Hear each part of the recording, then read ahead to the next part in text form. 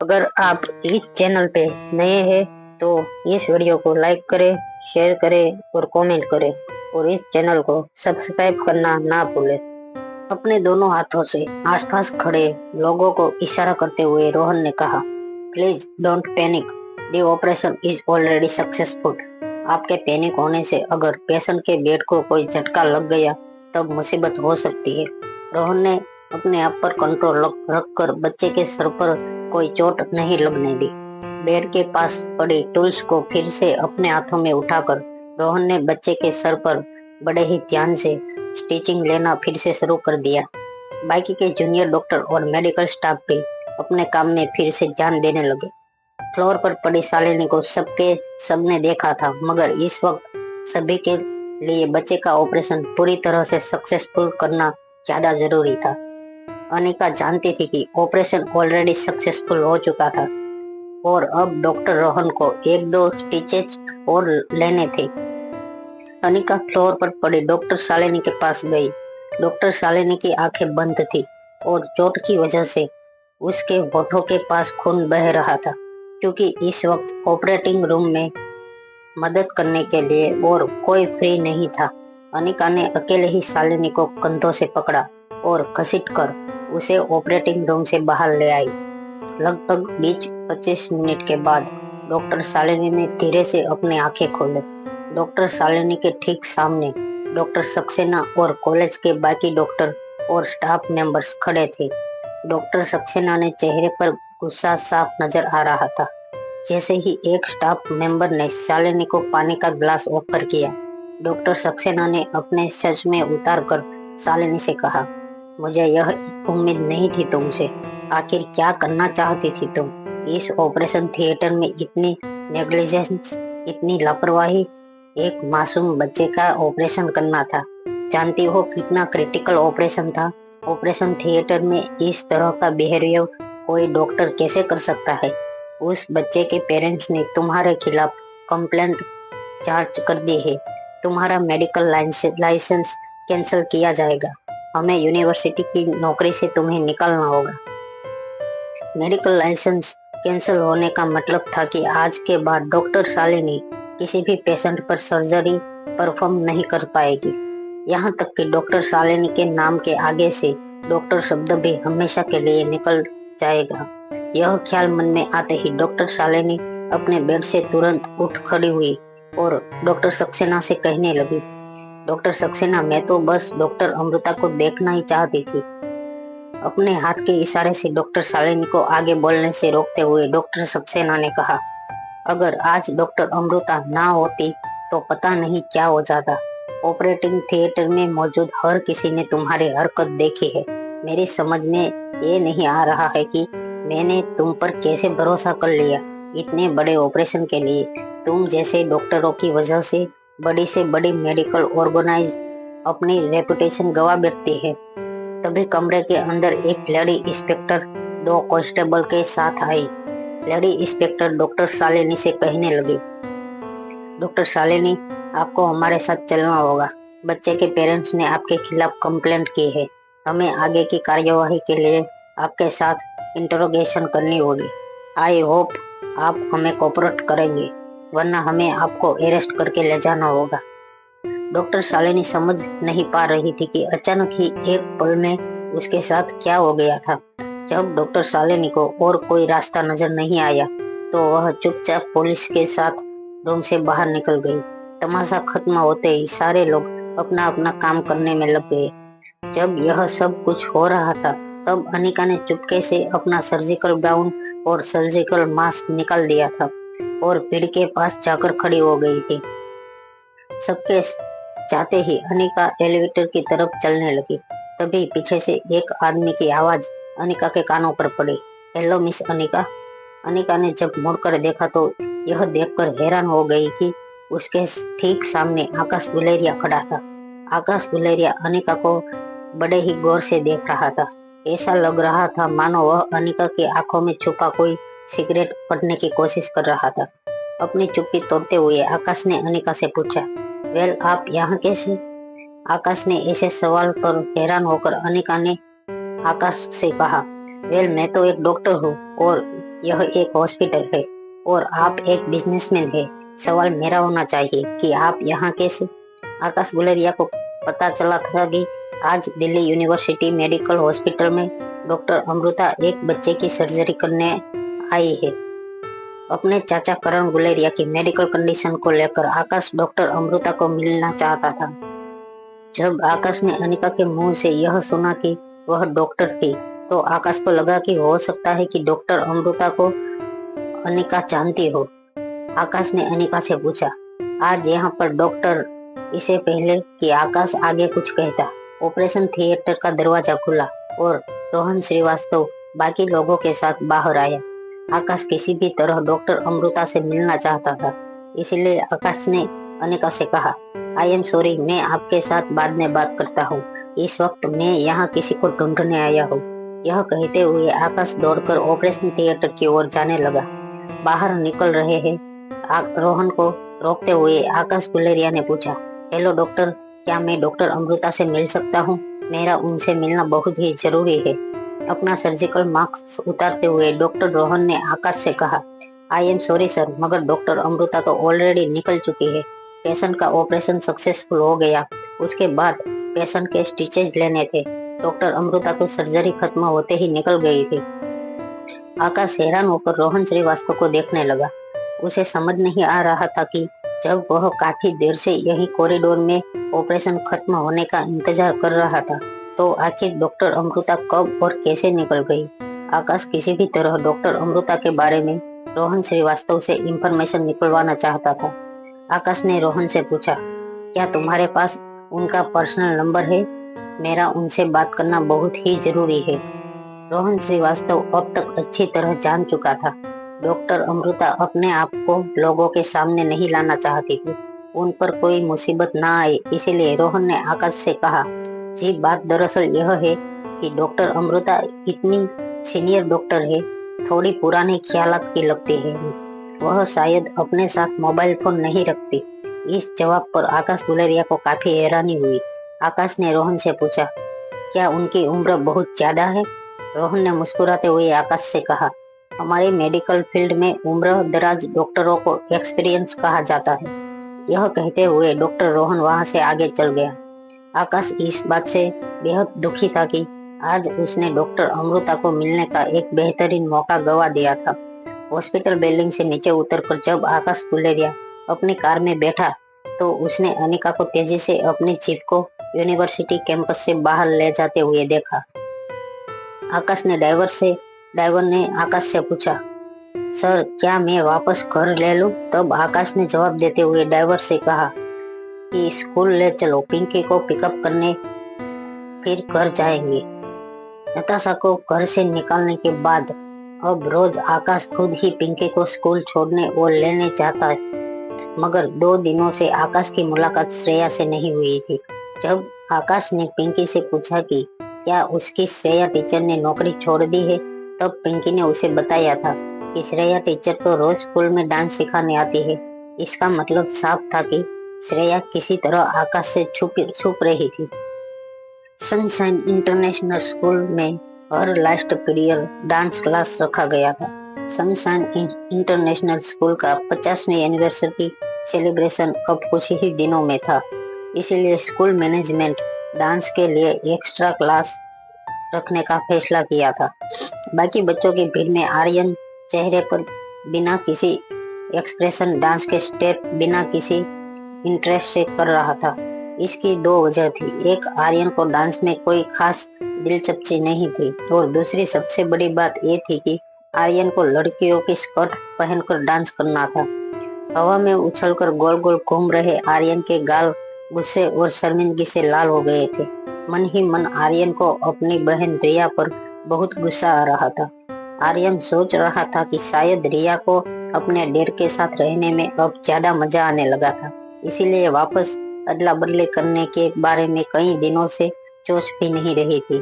आर्यन को इस बात का भी डर था कि कुछ और दिन अगर इसी तरह इसकी डांस प्रैक्टिस चलती रही तो आर्यन मेंथ ओलंपियाड एग्जाम में अच्छे नंबर ना ला पाए, मगर किसी टीवी चैनल पर डांस कंपटीशन प्रोग्राम का चैंपियन जरूर बन जाएगा।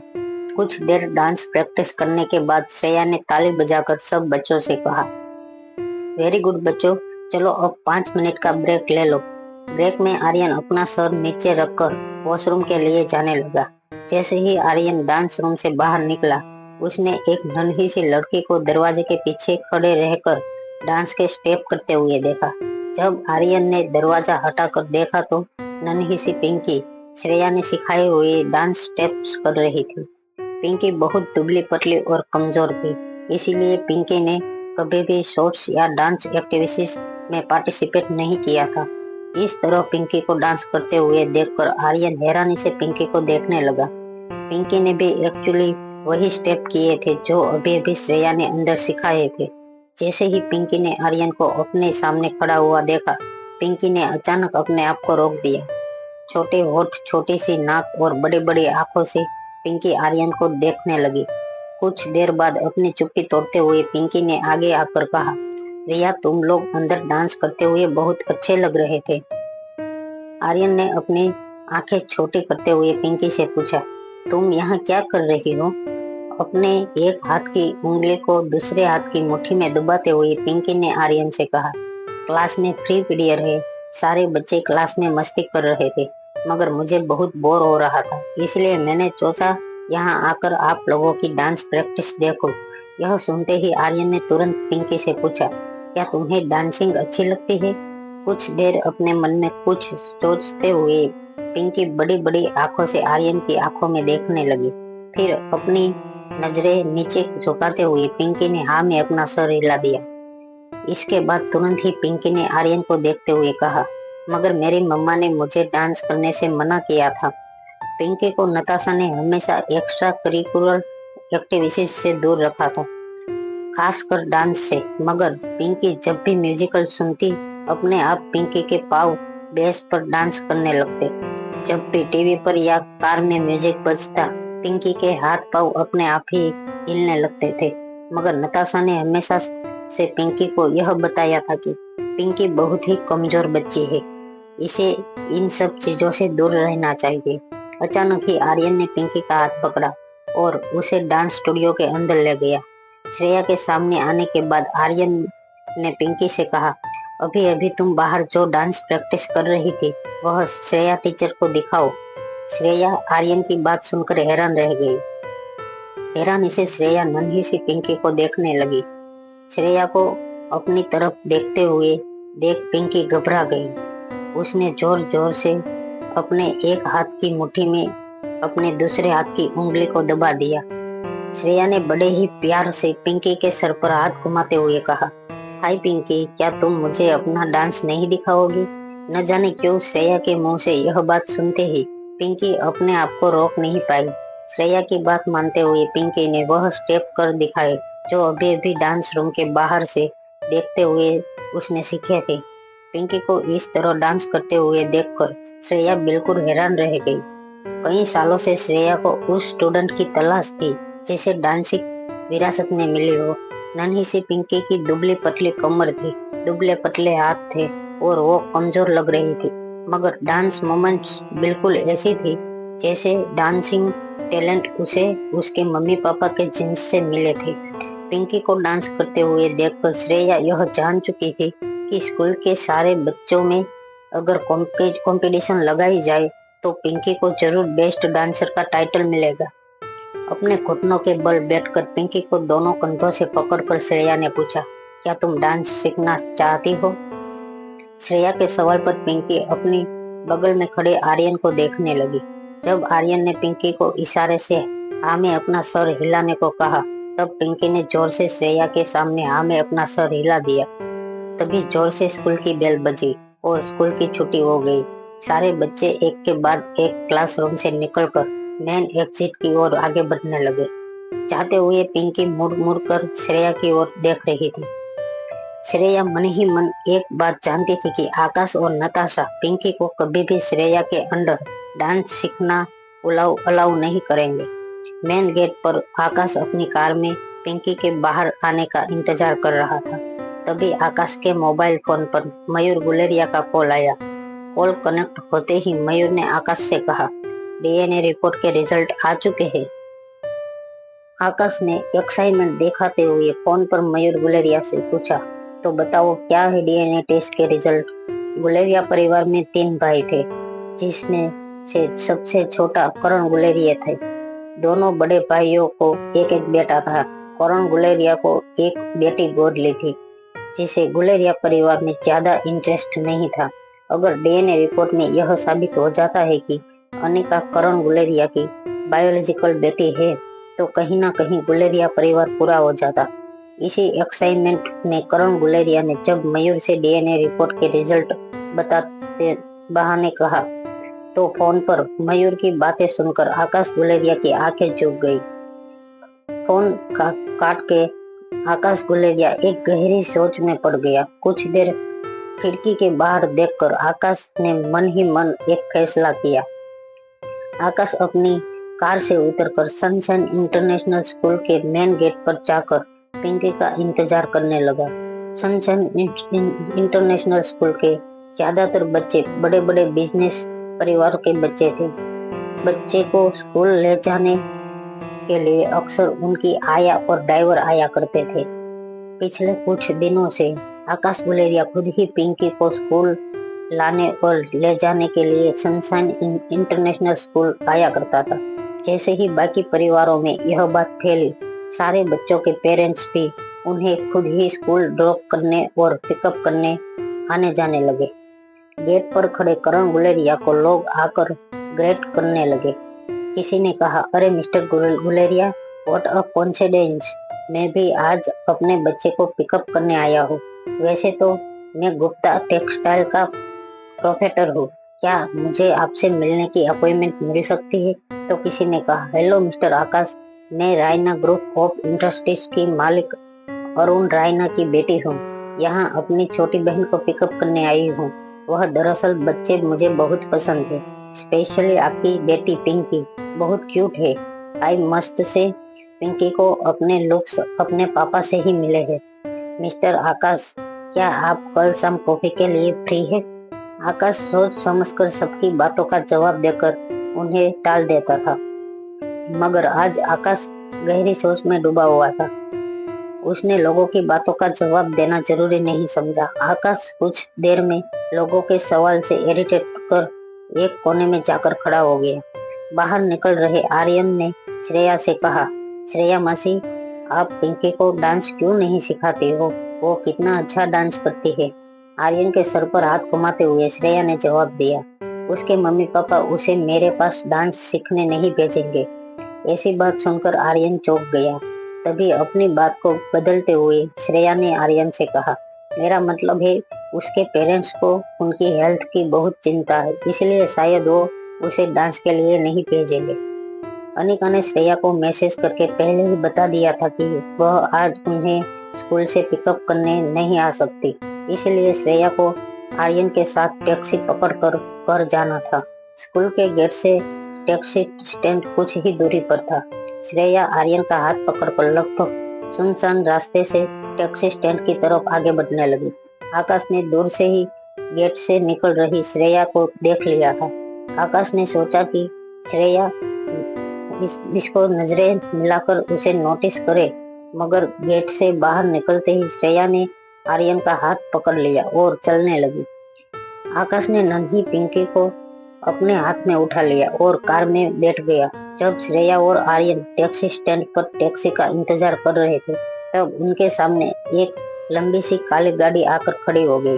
पैसेंजर सीट का काला शीशा जब नीचे उतरा, तब श्रेया ने देखा कार के अंदर आकाश गुलेरिया बैठा था।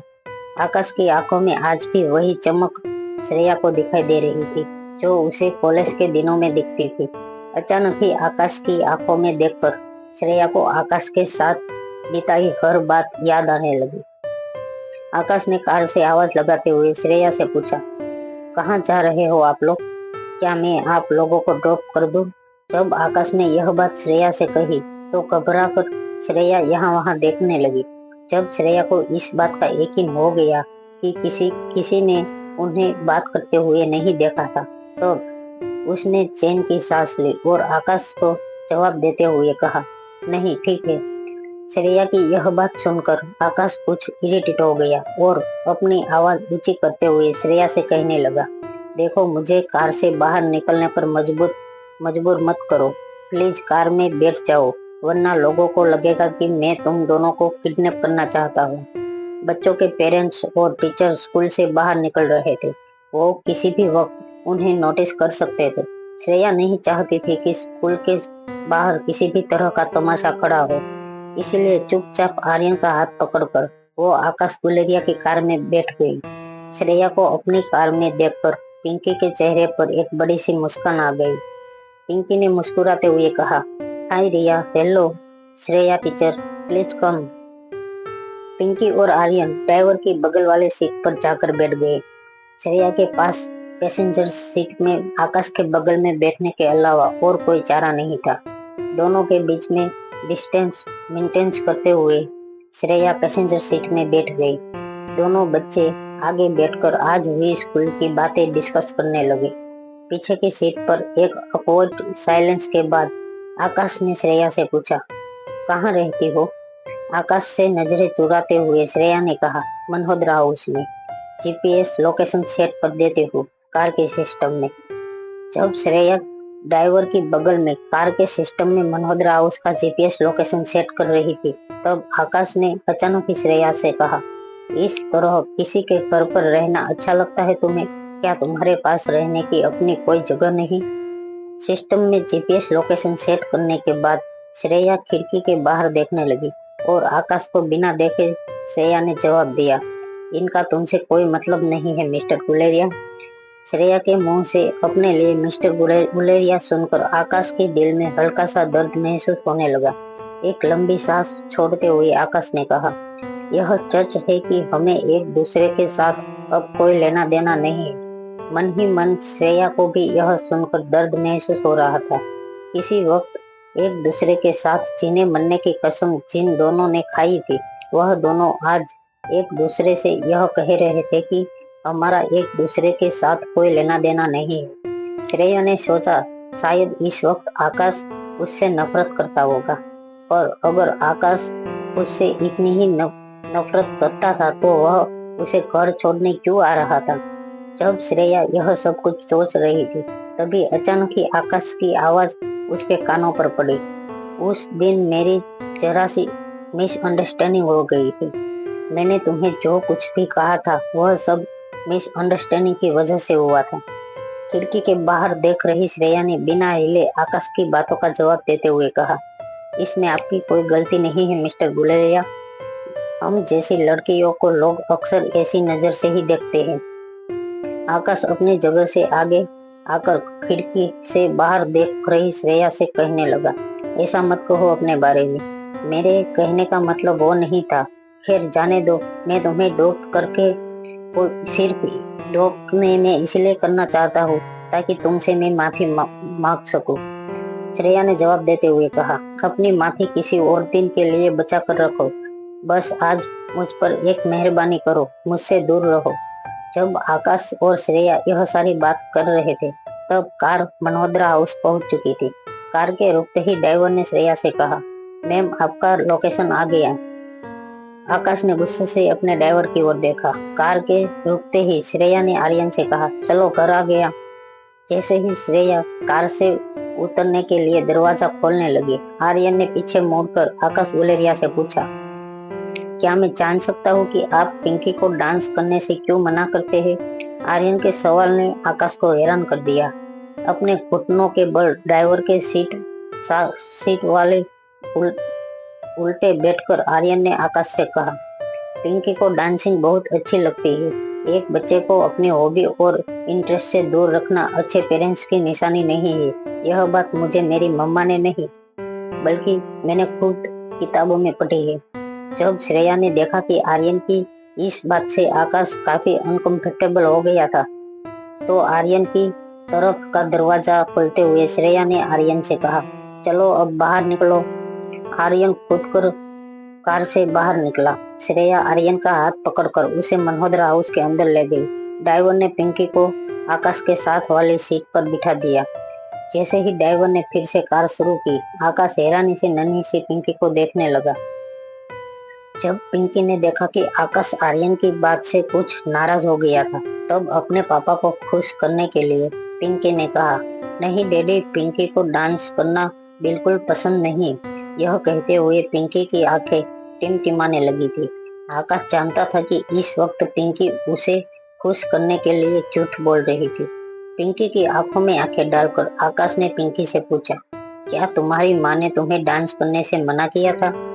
आकाश के सवाल पर पिंकी ने अपनी नजरें झुका ली और फिर अपनी धीमी आवाज में कहा, मम्मा ने कहा था कि आपको डांसिंग से नफरत है और डांस करने वाले आपको बिल्कुल पसंद नहीं है।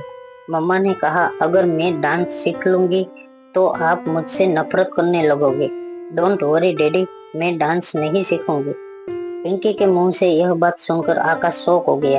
आकाश ने हमेशा से पिंकी की हॉबीज और इंटरेस्ट के बारे में जानना चाहा था, मगर हमेशा ही नताशा ने यह कहकर बात टाल देती कि अभी पिंकी बहुत ही कमजोर है और सुचित है, तभी कुछ और अच्छा लगता है और ना ही उसकी कोई खास हॉबी है।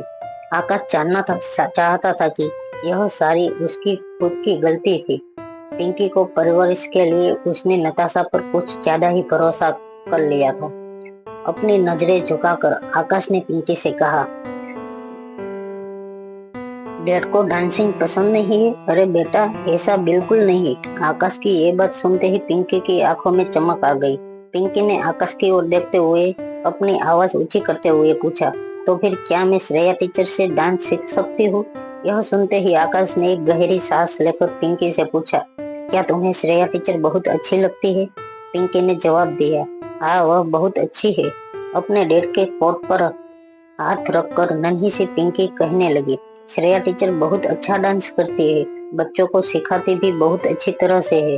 श्रेया टीचर बहुत स्वीट है, मुझे बहुत पसंद है, मगर मम्मा को श्रेया टीचर बिल्कुल पसंद नहीं है। यह कहते हुए पिंकी के चेहरे पर उदासी साफ नजर आने लगी। बात आगे बढ़ते हुए पिंकी ने कहा, और मुझे भी लगता है श्रेया टीचर को मैं पसंद नहीं। मुझे लगता है कि वह मुझे डांस सिखाना नहीं चाहती। आकाश को लगा शायद श्रेया आकाश की वजह से पिंकी को डांस सिखाना नहीं चाहती थी।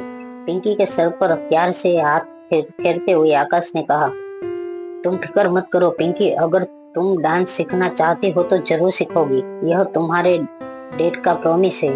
मनोहद्रा हाउस। जैसे ही आर्यन अनिका के बेडरूम में पहुंचा, अनिका शावर से बाहर निकली थी और बेड पर सोने वाली थी। तभी आर्यन ने अनिका से कहा, मम्मा, आज पता है क्या हुआ? अनिका पूरे दिन के काम से बहुत थक गई थी। वह अब बस बिना कोई बात किए सोना चाहती थी। नींद भरी आवाज से अनिका ने आर्यन से कहा, आर्यन, हम बाद में बात करते हैं, तुम खुद ही अपना होमवर्क कर लो, मॉम को सोने दो। आर्यन काफी समझदार लड़का था। आर्यन जानता था कि शायद आज उसकी मॉम का दिन बहुत बिजी रहा होगा और इसलिए वह स्कूल उसे पिक करने भी नहीं आ सकी थी। अपनी मॉम को बेड पर अकेला छोड़कर आर्यन स्टडी रूम में चला गया। अभी आंख लगी ही थी कि अनिका के फोन पर रिया का कॉल आया। नींद भरी आवाज में अनिका ने फोन पर रिया से कह दिया, प्लीज कोई इम्पोर्टेंट बात है तो ही मुझसे बात करना। रिया ने अपनी मीठी आवाज में अनिका से पूछा, मॉम, क्या आपने मेरा काम किया? क्या आपने मेरे फैन नानू का पता लगाया? नींद की वजह से इरिटेट हुई अनिका ने रिया की बात का जवाब देते हुए कहा, नहीं, मैं भूल गई थी। हैरान रिया ने अपनी माँ से पूछा, तो फिर आप मेरा यह काम कब करने वाले हो मॉम? थोड़ा गुस्से से अनिका ने रिया को जवाब देते हुए कहा, अभी तो नहीं कर पाऊंगी, अभी मुझे सोना है, हम इस बारे में बाद में बात करेंगे। यह कहते हुए अनिका ने फोन काट दिया। फोन काटते ही मारवा हाउस की बालकनी में खड़ी रिया की आंखों में आंसू आ गए। अनिका की कई ऐसी बातें थी जिससे रिया हर्ट हो जाती थी, स्पेशली जब वह काम की वजह से बिजी रहती थी। मगर आज अनिका की हरकत की वजह से रिया के छोटे से मन पर बहुत ही गहरी चोट पहुंची थी। तभी पीछे से रोहित ने आकर रिया के कंधों से पकड़ लिया और पूछा, हम 2 दिन से हमारी खानदानी मारवा हाउस में रुके हैं, मगर तुम अब तक पूरी फैमिली से नहीं मिली हो। आज फैमिली डिनर है, क्या तुम ज्वाइन करना चाहती हो? रिया को भीड़भाड़ और बहुत सारे लोग के बीच रहने की आदत नहीं थी, मगर उसे ज्यादा लोगों के साथ उठना बैठना बातें करना बहुत पसंद था। अपने डैड की ओर देखकर मुस्कुराती हुई रिया ने उनका हाथ पकड़ लिया और रोहित के हाथ पर किस करते हुए कहा, आई एम श्योर मैं सबके साथ जरूर डिनर करना चाहती हूँ।